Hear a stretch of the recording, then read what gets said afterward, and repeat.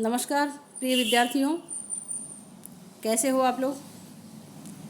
आशा है कि सब स्वस्थ प्रसन्न होंगे और इस वैश्विक आपदा से निपटने का कोरोना से निपटने का आप लोग भी पूरा ध्यान रख रहे हैं, स्वयं का भी और परिवार का भी, और साथ साथ अपना अध्ययन भी चालू रखे हुए हैं आप लोग। और वैसे भी बीए पार्ट थर्ड के आप लोग विद्यार्थी हो, तो आप लोगों के लिए तो ये निर्णायक वर्ष है, क्योंकि पीछे के कुछ कमी भी रही हुई है। तो इस सत्र में आप पूरी करके और अच्छे नंबरों से, अच्छे अंकों से आप उत्तीर्ण होइए, ताकि आगे भी आपका भविष्य बन सके। तो नीति शतक हम लोग पहले कुमार संभवम पढ़ चुके हैं, और अब नीति शतक के हमने 50 श्लोक किए थे बच्चों, और अब उसके आगे हम बात करते हैं। तो ये सज्जनों के बारे में इसके आगे बोलेंगे। ये अभी तक कुछ दुर्जनों की क्या मानसिक स्थिति होती है उसके बारे में भर्तृहरि जी बता रहे हैं हमें। तो ये एक श्लोक उसी से संबंधित और है कि मृग मीन सज्जना नाम तृण जल संतोष विहित वृत्ति नाम लुब्धक धीवर पिशुना निष्कारणमेव वैरिणो भव जगति। कि तृण, जल और संतोष, इनसे विहित वृत्ति वाले होते हैं क्रमशः मृग, मीन और सज्जन। अर्थात मृग माने जो है अपने, वैसे तो मृग शब्द का अर्थ पशु होता है, लेकिन हरिण के योग में अधिक विख्यात हो गया है। तो हरिण, और मीन माने मछली, और सज्जन। ये मृग जो है वो तृण माने घास खा करके संतुष्ट रहता है, मीन माने मछली जो जल में संतुष्ट रहती है, और सज्जन जो है वो संतोष की वृत्ति में प्रसन्न रहते हैं। लेकिन लुब्धक, धीवर और पिशुन क्रमशः, लुब्धक होता है बहेलिया, शिकारी, वो हरिण के पीछे पड़ा रहता है, बिना कारण के ही मारने के लिए तत्पर रहता है। क्या बिगाड़ा भाई बेचारे मृग ने तुम्हारा, लेकिन वो तत्पर रहते हैं अकारण। निष्कारणम एवं बैरिणो जगति, संसार में बिना कारण के ही बैरी होते हैं। लुब्धक किसका बैरी है? मृग का। धीवर मछुआरा किसका बैरी है? मीन का, मछली का। मछली को अकारण ही पकड़ता है, मछली बेचारी जल में है, जल को पी करके संतुष्ट रहने वाली है, किसी का कुछ नहीं बिगाड़ती, लेकिन उसके बावजूद भी बिना कारण के ही बैरी होता है इसका धीवर, मछुआरा। और सज्जनों का बैरी होता है पिशुन। पिशुन माने चुगलखोर। इसी आशय का हमने पहले भी श्लोक पढ़ा था कि पिशुनता यद्यस्ति किम पात गई, कि यदि किसी में चुगलखोरी की आदत है तो उसे और पापों की क्या आवश्यकता है। तो यहाँ पर भी बताया है कि सज्जनों का अकारण बैरी कौन होता है? पिशुन माने चुगलखोर व्यक्ति, अनावश्यक उसकी निंदा आलोचना करके और उसके प्रति लोगों के मन में दुर्भावनाएं पैदा करने का कार्य करता रहता है। तो ये कह रहे हैं कि मृग, मीन और सज्जन क्रमशः घास, जल और संतोष से रहने वाले होते हैं, लेकिन संसार में बहेलिया और मछुआरा और चुगलखोर उनके अकारण ही बैरी होते हैं। अब आगे जो है उन्होंने सुजन पद्धति ली है सज्जनों के बारे में। कुछ 10 श्लोकों में भर्तृहरि जी कहते हैं, वांछा सज्जन संगतौ परगुणे प्रीतिर्गुरौ नम्रता विद्यायां व्यसनं स्वयोषिति रतिर्लोकापवादाद् भयं भक्ति शूलिनीं शक्तिरात्मदमने संसर्ग मुक्ति खलई रेते येषु वसन्ति निर्मल गुणाः तेभ्यो महद्भ्यो नमः। क्या कहते हैं? वांछा सज्जन संगतौ, जिनको सज्जनों के संगति की चाह है, सज्जनों के साथ रहना चाहते हैं, जो किसी भी तरह से दुर्जनों के साथ नहीं रहना चाहते, पहचान है उनमें कि सज्जन कौन है, दुष्ट व्यक्ति कौन है, तो हमेशा उनकी प्रवृत्ति कैसी रहती है? सज्जनों की संगति, सत्संगति करने की जिनकी चाहना रहती है। पर गुणे प्रीति, दूसरों के गुणों से प्रेम रखते हैं वे।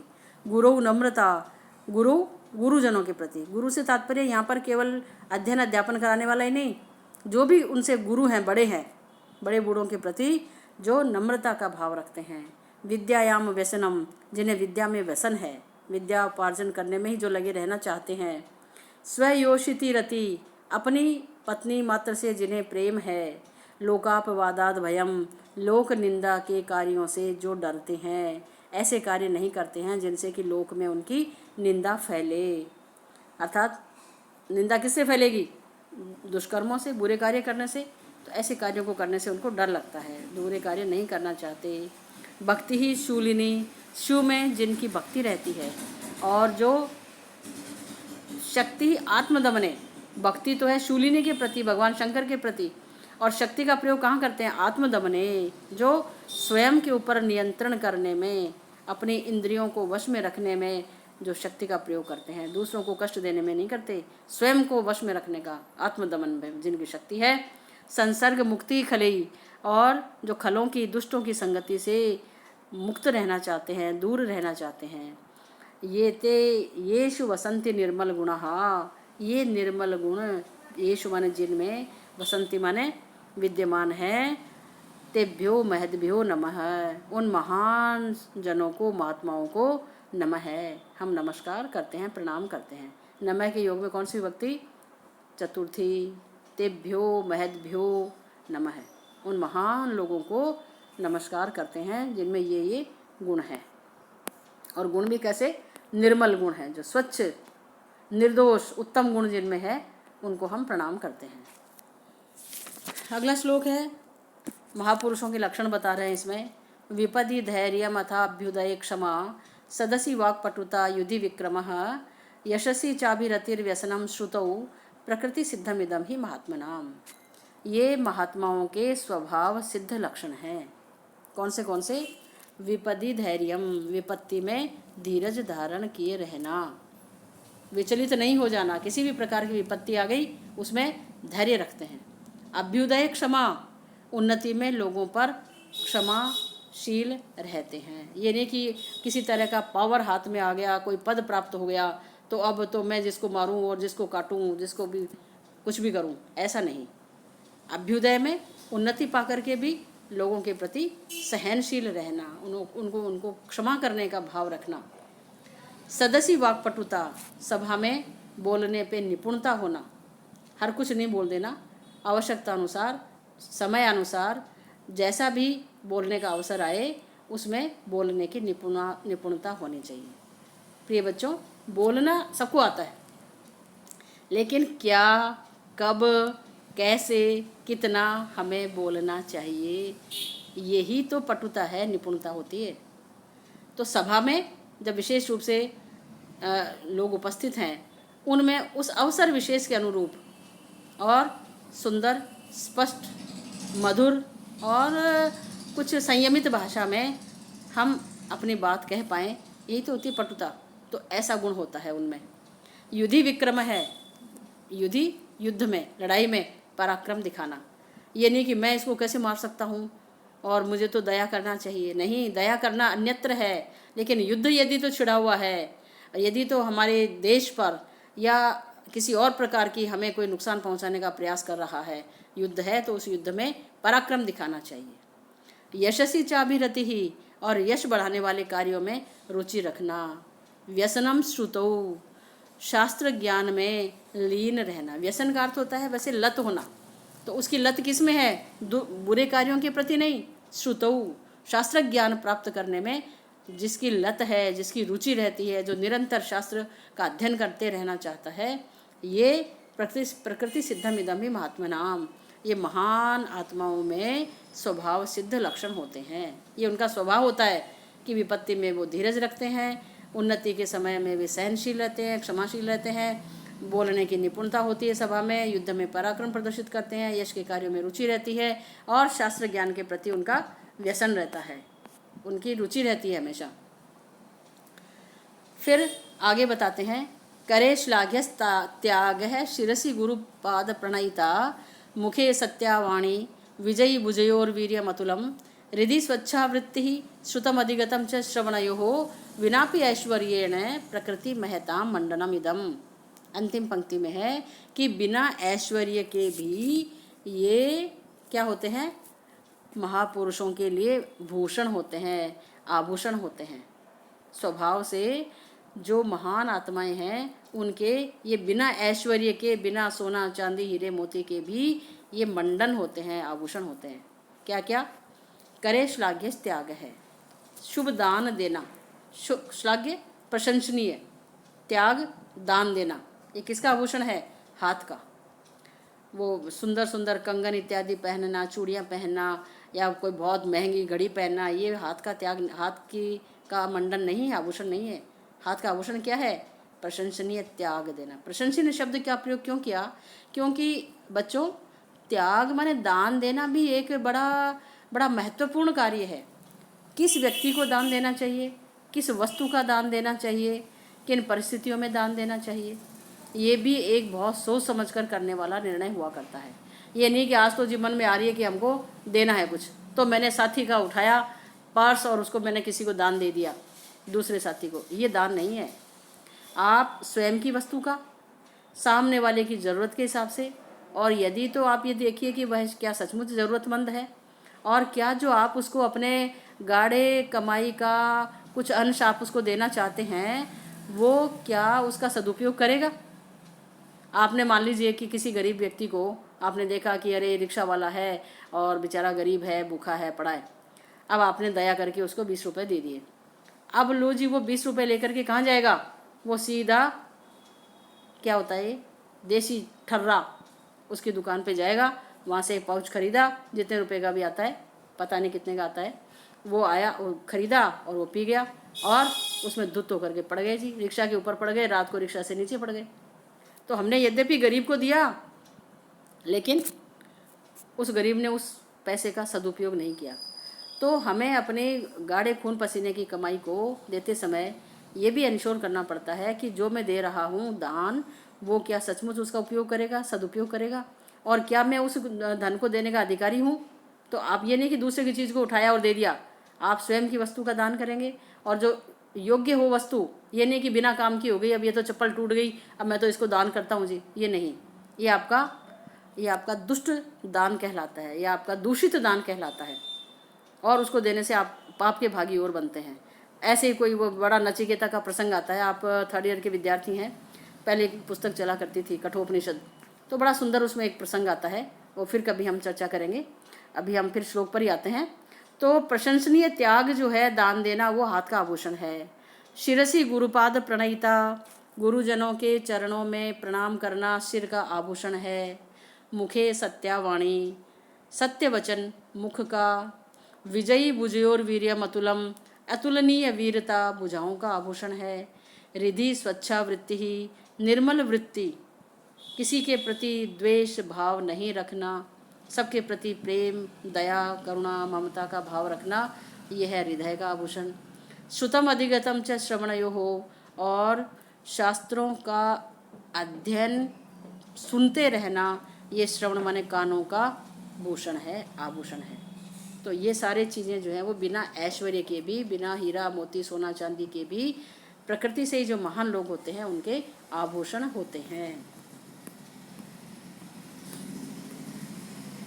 अगला श्लोक है, प्राणाघातात निवृत्ति ही, परधन हरणे संयम सत्यवाक्यम, काले शक्त्या प्रदानम, युवती जन कथा मूक भावय परेशान, तृष्णा स्रोतो विभंगो, गुरुषु च विनय सर्वभूतानुकंपा, सामान्य सर्वशास्त्रेषु अनुपहत विधि श्रेयसाम एष पंथा। क्या कहते हैं? प्राणाघातात निवृत्ति ही, किसी के भी प्राण लेने, जीव की हिंसा करने से जो निवृत्त रहता है, अलग रहता है, तो जीव हिंसा से अलग रहना।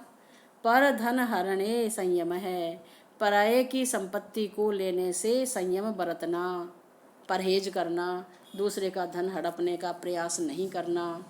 सत्यवाक्यम, सच बोलना। काले शक्त्या प्रदानम, समय समय पर यथाशक्ति दान देना। युवती जन कथा मूक भावय परेशान, परेशान युवती जन, दूसरों की स्त्रियों के बारे में यदि कोई बात चल रही हो, चर्चा हो रही हो, तो उस समय मूक भाव है, चुप रहना।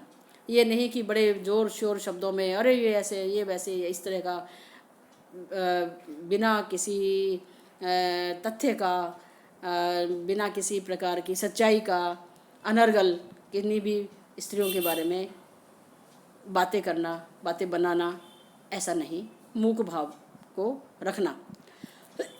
तो औरों की स्त्री की चर्चा होते समय चुप रहना। तृष्णा स्रोतो विभंगो, तृष्णा के, लालच के, लोभ के जो स्रोत है उनको रोकना। कि लालच को किसी भी तरह से बढ़ने नहीं देना। गुरु सूचे विनय है, गुरुजनों के प्रति, अपने से बड़ों के प्रति विनयशीलता का व्यवहार रखना। सर्वभूतानुकंपा, सभी जीवों पर दया करना। ये सामान्य सर्वशास्त्रेषु, सब शास्त्रों में ये सामान्य विधि है। कैसी? अनुपहत विधि। अनुपहत विधि माने ऐसी विधि है जो कभी भी लुप्त नहीं होती, हमेशा बनी रहने वाली ये विधि है, ये विधान है श्रेयसाम कल्याणकारी। तो सभी शास्त्रों में अलुप्त नियम वाला यह सामान्य कल्याणकारी मार्ग है। अगला श्लोक है, बड़ा सुंदर श्लोक है। संपत्सु महताम चित्तम भवेदुत्पल कोमलम, आपस्सु च महाशैल शिला संगात कर्कशम। कि जो महान लोग होते हैं उनका चित्त जो होता है वो संपत्ति में कमल के जैसा कोमल रहता है।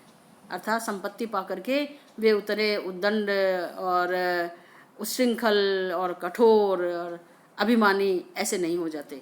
कैसा रहता है? भवेद उत्पल कोमलम, उत्पल कमल के समान कोमल भवित माने होता है महान लोगों का चित्त संपत्तियों में। और आपत्सुचय, और यदि किसी प्रकार की गाहे बगाहे विपत्ति आ पड़ी तो महाशैल शिला संघात कर्कशम, महान पर्वत की चट्टान के समान कर्कश हो जाता है। जैसे किसी बहुत बड़े पर्वत की चट्टान हो, एकदम कठोर कर्कश, ऐसा उनका वज्र का सा उनका चित्त हो जाता है, कड़ा हो जाता है कि नहीं, मैं बिल्कुल नहीं डिगूंगा, बिल्कुल घबराऊंगा नहीं, और वे घबराते नहीं। इस प्रकार का उनका चित्त जो होता है वो होता है कठोर, और संपत्तियों में होता है उनका कोमल। होता क्या है लोक में? विपरीत होता है। संपत्ति पा करके तो लोग बड़े अभिमानी और कठोर हो जाते हैं, और जब भी कभी विपत्ति आ पड़ती है तो क्या हो जाते हैं? बड़े डगमगा जाता है उनका आत्मविश्वास भी और मन भी और तबीयत भी और सब, और हाय तौबा हो जाती है कि अरे अब क्या करें, ऐसा हो गया, ओहो मेरे साथ ही क्यों हुआ, जाने क्या क्या बातें। तो उस समय तो वे विचलित हो जाते हैं, जबकि ऐसा महान लोगों का नहीं होता। और आज के इस लेक्चर का अंतिम श्लोक और पढ़ लेते हैं एक, कि प्रदानम प्रच्छन्नम गृहम उपगते संभ्रम विधि प्रियम कृत्वा मौनम सदसि कथनम चापि उपकृते अनुस्सेको लक्ष्म्याम निरभिभव सारः परकथः सताम केनोदिष्टम विषमम असिधारा व्रतमिदम। अंतिम पंक्ति में है कि सज्जनों को केन उद्दिष्टम, किसने सिखाया ये विषम असिधार व्रत। असिधार, असी माने तलवार, तलवार पर की धार पर चलने वाला यह कठोर व्रत किसने सिखाया। तलवार जिधर से काटा जाता है उधर वाला सिरा तो ऊपर रख लो, और उसको खड़ी तलवार रख करके उसके ऊपर कोई चलकर दिखाए, क्या स्थिति होगी? पैर लहूलुहान हो जाएंगे, बड़ा कठिन है, व्यक्ति आगे चल ही नहीं पाता। तो जो भी कठिन व्रत होता है उसके लिए हमारे संस्कृत में पाई जाती है ये उक्ति, असिधार व्रत कहते हैं इसको। तो सज्जनों को ये तलवार की धार पर चलने वाला कठोर व्रत किसने सिखाया? कैसा कैसा? प्रदानम प्रच्छन्नम, कि वे दान दे करके भी उसको गुप्त रखते हैं। नहीं तो क्या होता है जनरली समाज में क्या होता है कि यदि तो 1100 रुपये का भी दान दिया तो भाई मेरा नाम लिखा हुआ होना चाहिए, देखो शिला पट्टिका के ऊपर, अखबार में भी आना चाहिए, उसकी फ़ोटो भी खींचनी चाहिए। और फिर बहुत सारी, अभी पिछले दिनों कोरोना काल में हमने देखा कि 2 बिस्किट के पैकेट दे करके भी लोग जो है वो बड़ा उस पर फ़ोटो ले रहे हैं और फिर व्हाट्सएप पे डाल रहे हैं, और कि देखो कितना बड़ा दान कर रहे हैं। खैर उनका बड़ा मजाक भी उड़ता था। तो एक आम प्रकृति क्या रहती है लोगों की कि कुछ भी दे रहे हैं तो उसका फिर ढिंढोरा तो पिटना ही चाहिए। तो ये सज्जनों के बारे में बताते हैं क्या, कि प्रच्छन्नम प्रदानम, गुप्त दान करना, गृहम उपगते संभ्रम विधि ही, और यदि तो कोई घर पर आते हैं उनका शीघ्रता से सत्कार करते हैं। ये नहीं कि धीरे धीरे उठ करके बोल रहे हैं अच्छा ऐसा, ये किसको पूछ रहे हैं, क्यों आए हैं, ऐसा नहीं। संभ्रम विधि ही माने एक बार तो तुरंत उनका सत्कार करें। और मैंने आपको पहले भी प्रसंगानुसार बताया है कि सदगृहस्थ के घर पर ये 3 चीज़ें कभी खत्म नहीं होनी चाहिए। कौन सी? कि आए हुए का मधुर वाणी से स्वागत करना, उनको बैठने के लिए आसन देना और उनको पीने के लिए जल देना। उसके बाद में फिर आप अन्य विधि शुरू करें कि भाई किस प्रयोजन से आए हैं, खाने के लिए क्या देना है, क्या बात है, क्या नहीं है। लेकिन सदगृहस्थ के यहाँ पर ये 3 चीज़ें हमारे संस्कृति का अंग रहा है, और ये अतिथि के लिए कहा गया था। मैंने आपको बताया पहले भी एक लेक्चर में मैंने। तो घर पर आए हुए का शीघ्रता से सम्मान करना। प्रियम कृत्वा मौनम, किसी का हित करके, भलाई करके और चुप रहना, किसी के सामने उसका ढिंढोरा नहीं पीटना।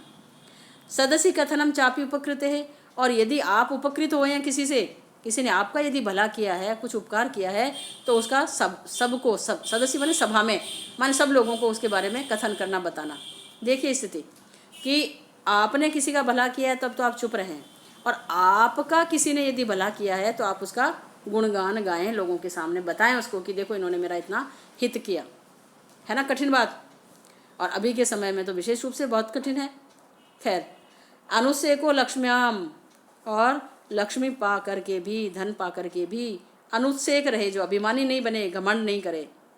निरभिभव सारहा पर कथा, दूसरों के बारे में बोलते समय किसी भी प्रकार का अभिभव नहीं करे। क्या नहीं करे? अपमान नहीं करे। तो सज्जनों को यह तलवार की धार पर चलने के समान कठोर व्रत किसने सिखाया? अर्थात ये सज्जनों के गुण होते हैं, ये वो गुण सीखे हुए होते हैं, तभी तो सज्जन कहलाते हैं वो, और नहीं तो फिर आम आदमी है ही जो आजकल का है। तो दे करके तो उसका गुणगान होना चाहिए। और ये सारी बातें जो हमने करी, तो आशा करती हूँ कि आप लोग पढ़ेंगे साथ साथ। बच्चों, किसी भी तरह से आप मेरे संस्कृत के विद्यार्थियों का थोड़ा सा भी राय रत्ती भी आप लोगों का क्या कहना चाहिए, कमी नहीं रहनी चाहिए आप लोगों के उसमें प्रयासों में, आपके वालों में भी और मेरे वालों में भी। तो इन सारी बातों का मज़ा तभी रहेगा जब आप लोग साथ साथ पढ़ेंगे। और कुछ नहीं लगता है, सारे विषय जो हैं इतने इंटरेस्टिंग हैं, और विशेष रूप से संस्कृत में तो इतने सुंदर सुंदर सारी बातें हैं जो हमारे जीवनोपयोगी भी हैं। आप इनको पूरा स्मरण करें, और आप देखिए कि परसेंटेज के हिसाब से भी संस्कृत विषय जो है ना वो बहुत अच्छी परसेंटेज लाता है आप लोगों के। और मेरे कितने विद्यार्थी हैं जिन्होंने इस विषय के पीछे आज सरकारी नौकरियों में है, प्रशासनिक सेवाओं में भी है, क्योंकि इसमें पूरे में से पूरे नंबर आने की भी संभावना रहती है, बशर्ते कि आपने सब बातें सही सही कही हों। और विभक्तियों के ऊपर, शब्द रूपों के ऊपर ध्यान दें, प्रत्ययों पर, उपसर्गों पर ध्यान दें। तो थैंक यू।